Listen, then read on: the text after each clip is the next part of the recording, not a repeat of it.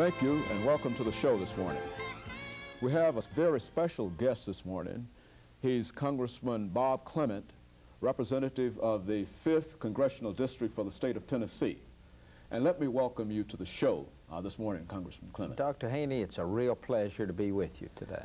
Congressman Clement, you've been involved in politics in the state of Tennessee for quite a while, but you also come from a political family. I think many of our viewers will remember your father as being the governor of the state of Tennessee, and in a real sense, you sort of grew up in the politics of Tennessee. So why don't you give us some information, not only about your political career, but give us some information about your background and the various kinds of projects that you've been involved with, and as well as your education and perhaps your political career up to this point. Well, Dr. Haney, as you stated, I came up in a political family. My father, Frank Clement, got elected governor at the age of 33, and I was only 9 years of age, and so I lived in the governor's residence here in Nashville for 10 years.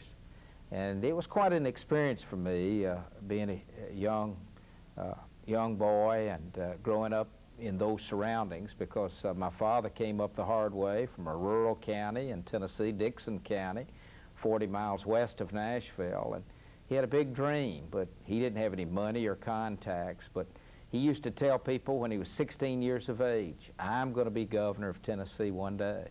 And everything he said and did was toward that one goal and one objective. So at age 33, that dream was fulfilled, and Frank Clement was elected governor.